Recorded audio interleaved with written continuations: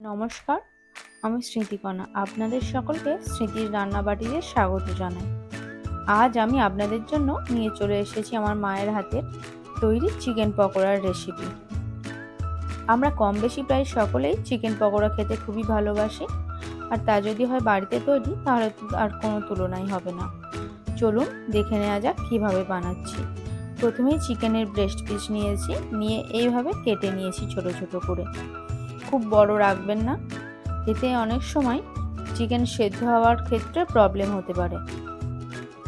এরপর আমি চিকেন পকোড়ায় যে সমস্ত জিনিস ব্যবহার করছি চলুন দেখে নেওয়া যাক। আমি এখানে আগে থেকেই বাঁধাকপি অল্প পরিমাণে কেটে রেখেছিলাম, খুবই সরু সরু করে।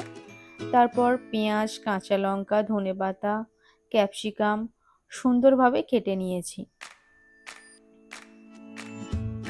তারপর একটি গামলাতে আমি কেটে রাখা সবজি চিকেনগুলি আগে থেকেই রেখে দিয়েছি। এর মধ্যে দিয়ে দিলাম 1 চামচ আদা বাটা, 2 চামচ রসুন বাটা।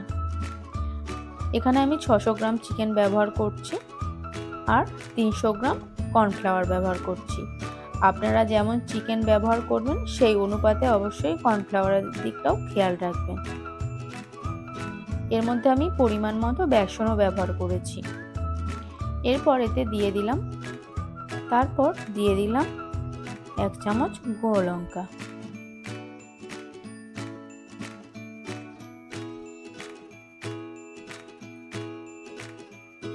যেহেতু চিকেন পকোড়া বানাবো সেই জন্য তো ডিম আমাদের অবশ্যই লাগবে, তার জন্য আমি এখানে 4টি ডিম নিয়ে নিচ্ছি। ডিমগুলি ভালোভাবে ফাটিয়ে দেব।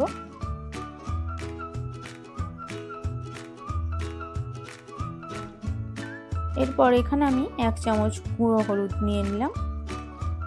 আপনারা চাইলে দিতেও পারেন, নাও দিতে পারেন। নুন ঝাল এগুলি আপনারা আপনাদের স্বাদ মতো অবশ্যই কম বেশি করে নেবেন।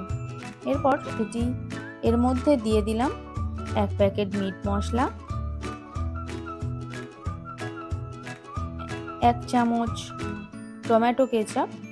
তারপর সুন্দরভাবে তা মাখিয়ে নিলাম। মাখিয়ে খানিকক্ষণ রাখার পরে আমি কড়াইতে তেল গরম করে নিয়েছি দেখুন। তারপর এইভাবে ছোট ছোট করে পকোড়াগুলি ভেজে নিচ্ছি, খুব বড় রাখবেন না।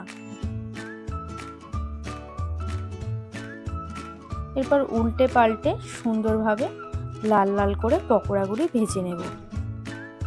আপনারাও অবশ্যই বাড়িতে এটি ট্রাই করবেন, আর ট্রাই করে অবশ্যই কমেন্টে জানাবেন কেমন লাগলো।